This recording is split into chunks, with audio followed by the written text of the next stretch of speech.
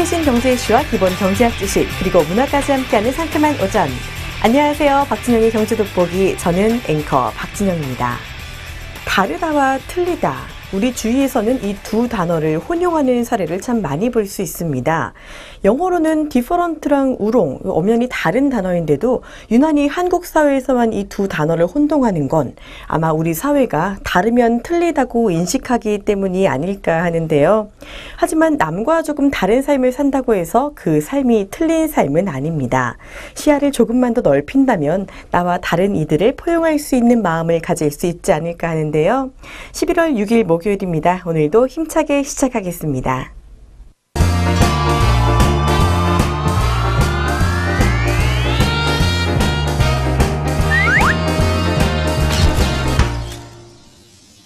최신 경제 이슈를 빠르고 깊게 들여다보는 시간, 영어 동향 돋보기입니다.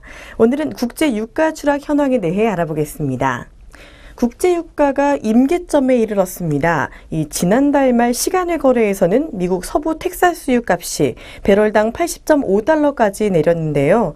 이 석유 수출국 기구 최근 보고서에 따르면 적정 원유가는 배럴당 105달러 선입니다.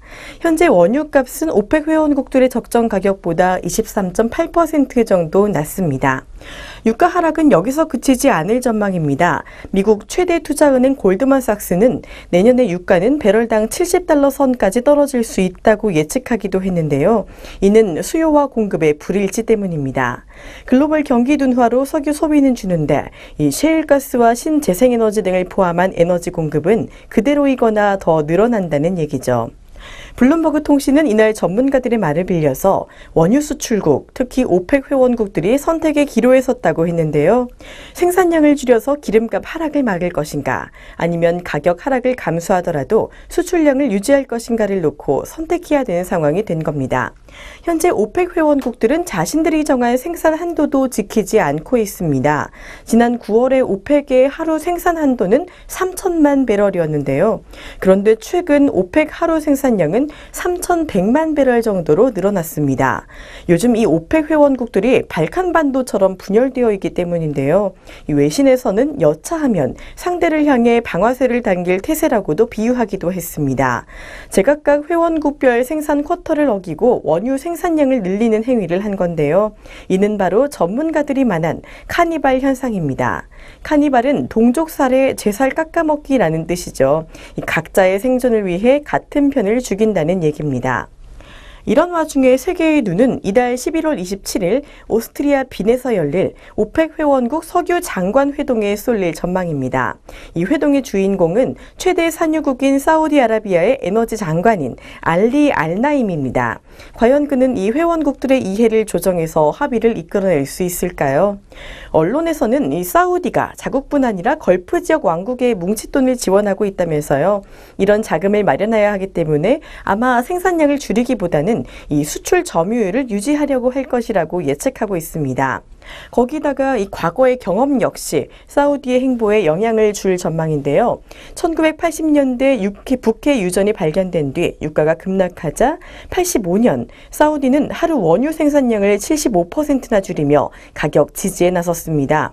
하지만 가격은 더 떨어졌고 사우디는 이후 16년간 재정 적자에 시달렸죠.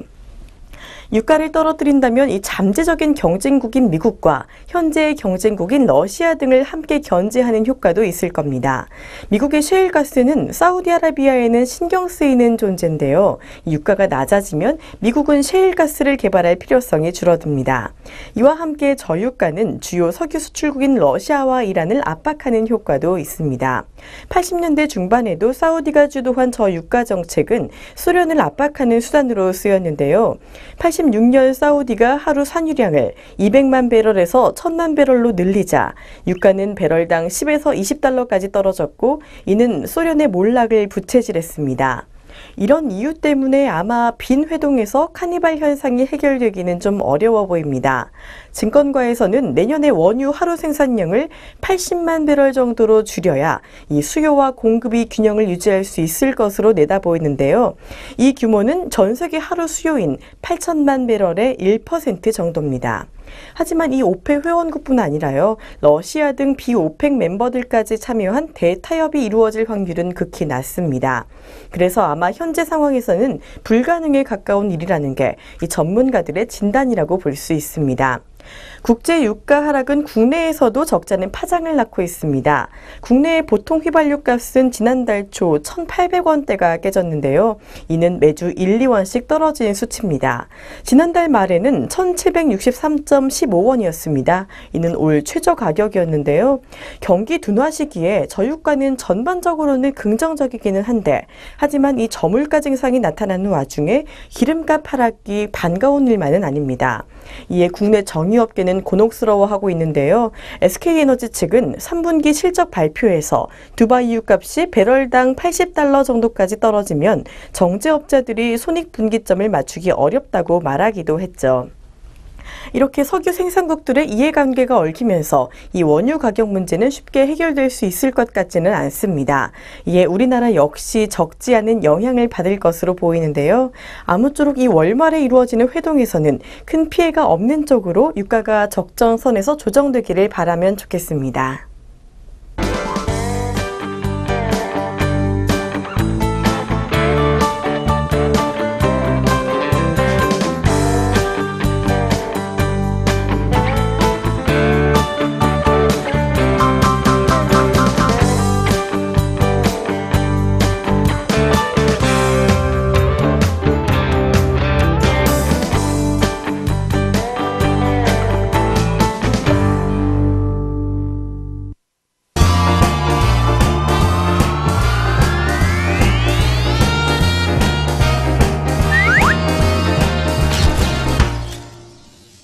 아리송한 단어 확실하게 잡아가는 시간, 용어 돋보기입니다.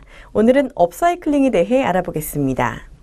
어릴 적 학교에서 했던 폐지 모으기나 바자회, 아나바다 운동과 분리수거까지 이미 우리 생활의 재활용은 여러 가지 방법으로 익숙하게 시행이 되고 있는데요. 이 재활용은 다 쓴 물건을 일정한 공정을 거쳐 원료로서 다시 사용하는 재생, 그리고 고치거나 변형시켜 재사용하는 두 가지 활동을 이룹니다. 하지만 최근에는요, 이런 재활용을 넘어서 재활용되는 물건들이 많아지고 있다고 하는데요. 이 전 세계적으로 유행처럼 빠르게 번져나가고 있는 재활용, 업사이클링에 대해 소개해드리겠습니다. 업사이클링은 업그레이드와 리사이클링의 합성어입니다. 말 그대로 한층 더 발전된 형태의 재활용이라고 할 수 있는데요. 다 쓴 물건을 그 본연의 용도가 아닌 새로운 형태의 용도로 재탄생시킨다는 점에서 재활용과는 차이가 있다고 볼 수 있습니다. 예를 들어 이 다 쓰고 난 빈병을 모아서 녹여서 다시 유리로 쓴다면 그것은 재활용이라고 할 수 있지만요. 이 빈병을 전구 대신 전등으로 전혀 다른 새로운 용도로 사용한다면 그것이 바로 업사이클링의 사례라고 볼 수 있습니다. 본연의 가치가 아닌 전혀 다른 새로운 가치를 발견한다는 측면에서 이 창조적인 성향 그리고 환경 보전적인 측면이 강해서요. 작은 기업들로 시작된 초창기와 달리 대기업들에서부터 개인 디자이너들까지 그 영역이 확대되고 있는 추세입니다. 이러한 업사이클링은 건축이나 옷, 소품 등 그 활용도가 아주 다양합니다. 이렇게 다양한 업사이클링의 종류로는 크게 두 가지로 나눠볼 수 있는데요. 그 중에 첫 번째가 바로 공간 업사이클링입니다. 공간 업사이클링이란 말 그대로 건축 공간을 이용한 업사이클링으로서 버려진 소품이나 폐자재들을 활용해서 새로운 공간을 창출해내는 것을 말합니다. 공간 업사이클링은 이렇게 못 쓰는 소품을 활용하면서 원가를 절감하는 동시에 일반 소품에서는 나오지 못하는 빈티지한 느낌까지 낼 수가 있죠. 그 예로 이렇게 폐목재를 불규칙적으로 배열해서 나무 느낌의 아늑한 공간을 연출할 수도 있는데요. 의자나 테이블까지 폐목재를 사용하면서 공간 자체를 업사이클링해 공간 업사이클링의 의미를 더욱 강조했다고 볼 수도 있습니다. 오히려 잘 짜여진 목재로 인테리어된 공간보다 더 다른 느낌을 주면서 개성 있는 공간을 창출했다고 할 수가 있겠죠. 또 다른 업사이클링의 종류로는 소품 업사이클링이 있습니다. 소품 업사이클링은 우리 주변에서도 흔히 볼 수 있는 업사이클링인데요. 이런 소품 업사이클링은 가정에서 쓰는 가구나 실내 장식 소품, 주방도구 등 다양한 소품을 만드는 데 쓰이고 있습니다. 그 예로 쉽게 썩지 않아서 버리면 토양 오염의 우려가 있는 이 과자 봉지로 이렇게 학용품과 가방 등을 만들 수도 있다고 하네요.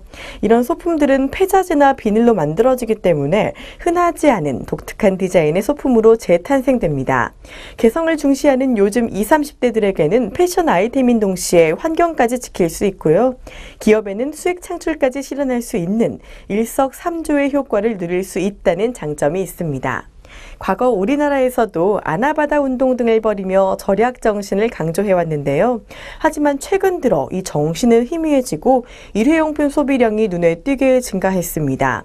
그리고 물건을 한 번 쓰고 버리는 것에 대해 아무런 가책을 느끼지 못하고 있죠.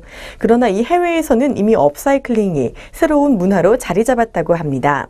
따라서 비싼 가격에도 불구하고 한 해에 수만 개씩 팔리는 상품도 생겨나는 등 계속해서 소비자들의 큰 관심과 호응을 받는 제품들이 증가하고 있다고 합니다. 우리나라에서 이 큰 걸림돌이 되는 건요, 바로 소비자들의 인식이라고 합니다. 업사이클링이라는 제품 자체가 한 번 사용했던 제품을 다시 재활용해 만드는 거라서 재활용 상품이라는 관념이 너무 강한 거죠. 그래서 새 상품과 비교할 때 가격이 좀 비싸다, 불합리하다라고 느끼는 겁니다. 그러나 이 업사이클링 제품은 새 상품보다도 공정 단계를 한 단계 더 거칩니다.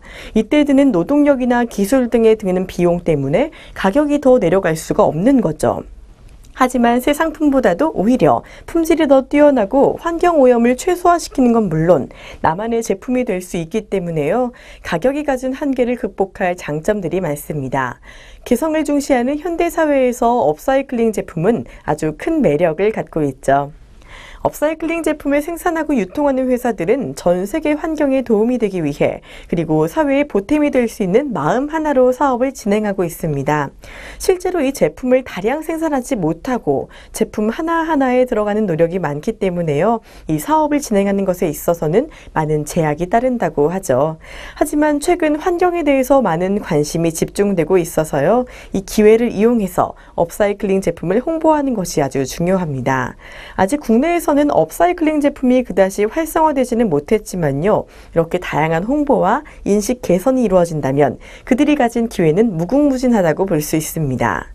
무심코 지나치고 생각 없이 버렸던 물건들의 새로운 가치를 불어넣는 작업. 이제는 이런 업사이클링이 우리 사회의 새로운 경향으로 자리 잡기를 기대해 보는 것도 좋겠습니다.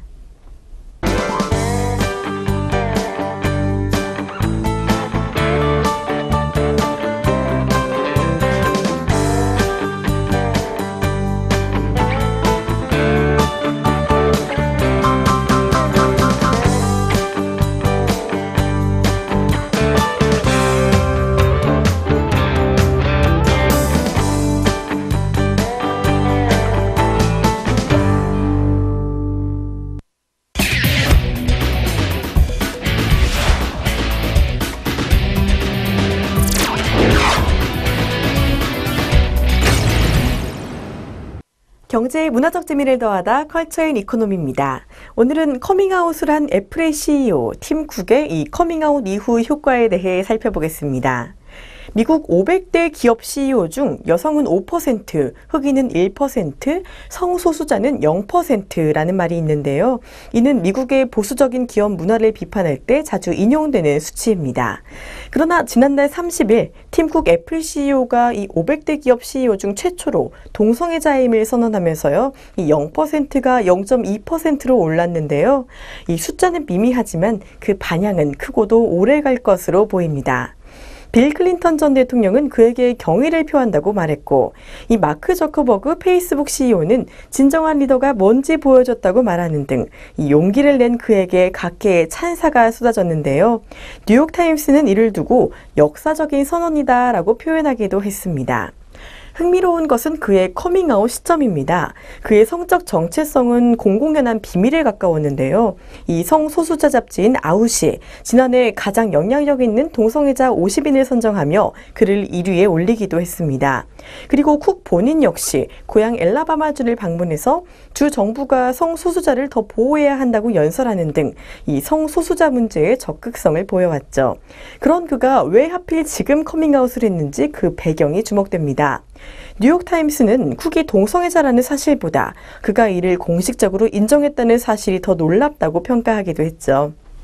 이를 두고 일각에서는 애플의 감성 호소 작전의 일부라는 해석도 하는데요.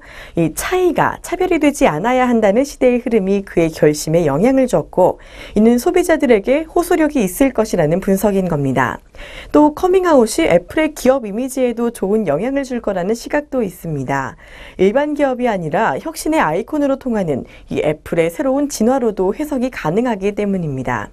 광적일 정도로 비밀을 지키며 정보 공유를 거렸던 애플이 쿡 체제에서 바뀌고 있다면서요. 그의 커밍아웃이 그 상징적인 사례라는 거죠. 애플이 성소수자와 같이 정치, 사회에 민감한 이슈에 대해 적극적으로 목소리를 내는 기업으로 변모하고 있다는 해석입니다. 쿡 개인에게도 이 커밍아웃의 긍정적인 효과가 적지 않을 것으로 보이는데요. 진보 성향의 허핑턴 포스트는 쿡이 커밍아웃을 통해 아이콘이 됐다고 치켜세웠습니다. 2011년 창업자 스티브 잡스가 사망한 이후 이 안정적인 관리자의 이미지를 가진 그가 커밍아웃을 통해 자신만의 이미지와 유산을 확립했다는 시각인 거죠. 전임자의 거대한 그림자에서 벗어나기 어려워 보였던 쿡이 커밍아웃 한 번으로 잡스의 그늘에서 벗어났고 게다가 잡스가 절대로 할 수 없었던 방식으로 미국을 변화시켰다는 겁니다. 이번 커밍아웃이 이 잡스와 쿡을 확실하게 차별화시켰다는 거죠. 그동안 쿡은 조용하지만 확실하게 전진하며 자신만의 색깔을 드러내왔습니다.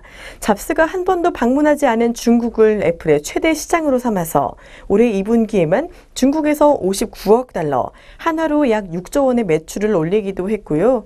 잡스가 절대 하지 않았던 자사주 매입이나 배당에도 적극적이어서 올해 1분기에는 180억 달러치의 자사주를 매입하기도 했습니다. 이는 이 기간 중에 애플 주가가 25% 이루는 데 기여하기도 했죠. 지난 9월에 출시한 아이폰 6의 디자인은 잡스의 유산을 버렸고요. 함께 선보인 손목시계 형태의 아이워치는 쿡의 작품입니다. 그러나 이 쿡의 커밍아웃을 사업 전략이라고 평가하기에는 그 리스크가 또 되게 큽니다. 애플 매출의 60%는 해외 시장에서 발생하지만 동성애를 금지하는 국가도 78개국이나 된다고 하는데요. 특히 이 동성애 반대 법안이 존재하는 러시아도 애플의 시장입니다.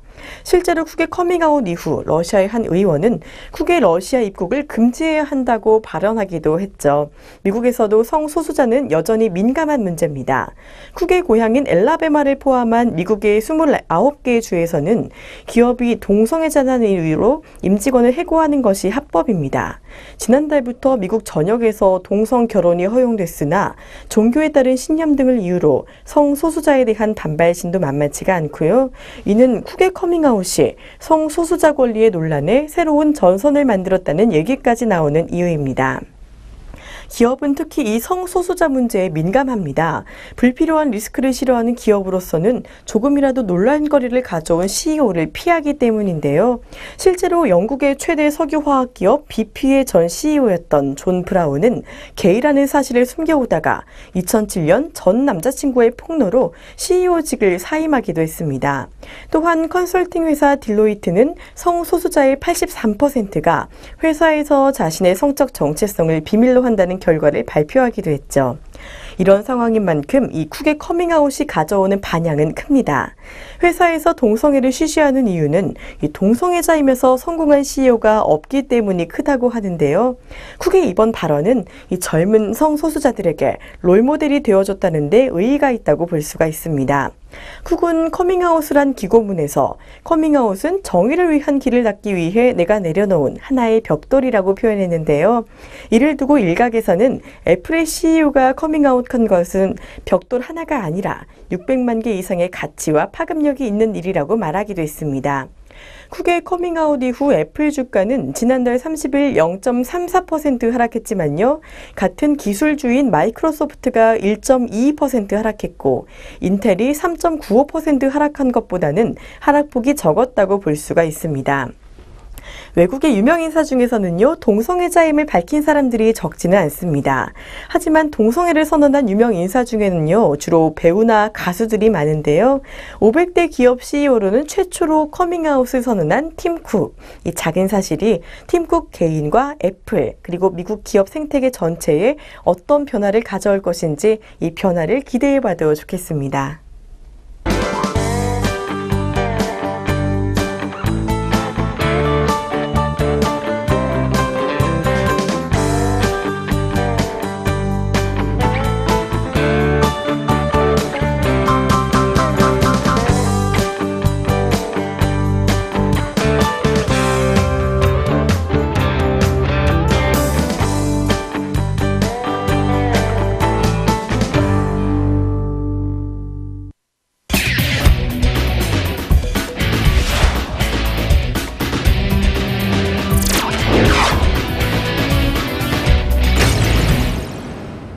주목할 만한 주식 소개해드리는 주식 한마디 시간입니다. 오늘은 스페코에 대해 알아보겠습니다.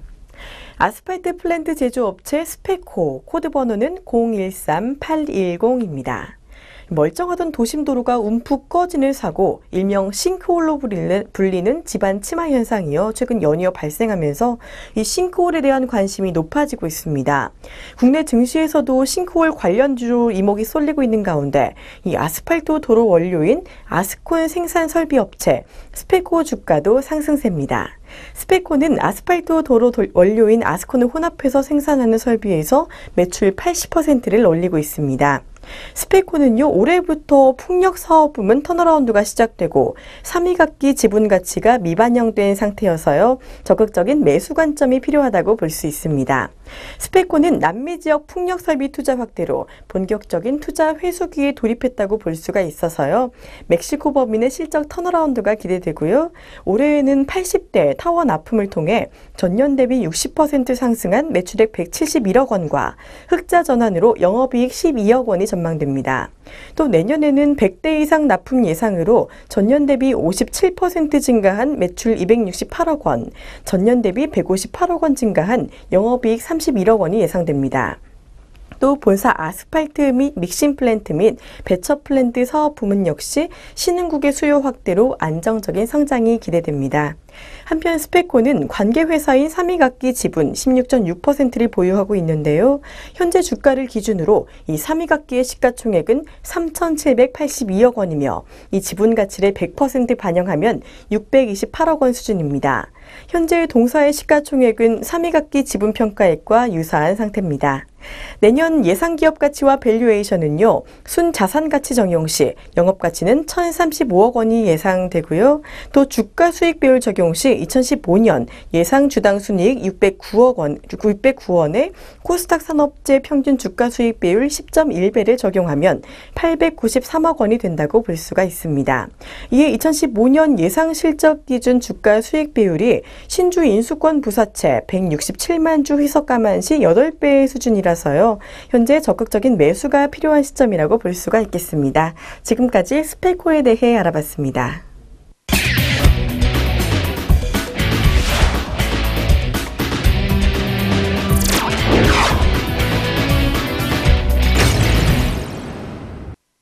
경제적으로 사느라 지친 삶 가운데 쉼표가 되는 시간, 3분 문학충전입니다. 오늘은 희망적인 힘을 주는 시 한 편을 준비했습니다. 수년간 이 노벨 문학상의 후보로 오를 정도로 아름다운 시를 쓰는 시인이죠. 오늘은 고은 시인의 시를 소개해 드릴까 합니다. 이 고은 시인의 시 중엔 참 아름다운 시가 많은데요. 오늘 소개해 드릴 시는 2001년에 시인이 발표한 시집 순간의 꽃에 수록되어 있는 시입니다.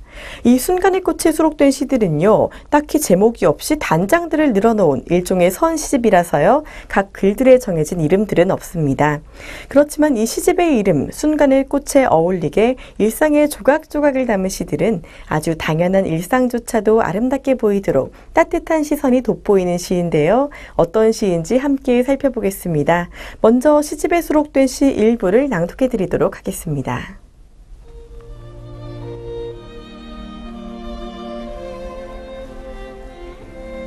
내일 나는 서울 인사동에서 대구의 이동순을 만날 것이다.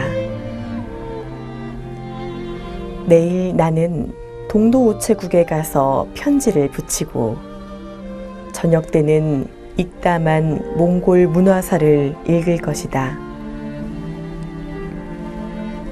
내일 나는 오늘보다 더 많은 시간을 공칠 것이다. 추운 배추밭처럼 이런 예정들이 얼마나 행복한가. 그러나 내일이란 벌써 오늘이다. 너무나도 당연한 일들, 오늘 무엇을 하고 내일 누구를 만나고 우리 모두는 어찌 보면요, 이 순간순간이 전혀 특별할 것이 없는 평범한 나날들을 보내고 있습니다. 그러나 그 하루하루 중 어느 하루도 소중하지 않은 날이 없는데요. 시인은 별일 아니지만 다음 날에 정해져 있는 이 예정들이 얼마나 행복한가라고 말하고 있습니다. 비록 이 많은 시간을 공칠지라도 공치는 시간조차 내가 살아있는 시간이라는 걸 깨달으면 매 순간 무의미한 시간은 없지 않을까 하는데요. 여러분은 오늘 어떤 일이 예정되어 계신가요? 그것이 무슨 일이든 어떤 약속이든 내가 하는 것이기 때문에 그 자체로 의미 있는 일이 아닌가 합니다.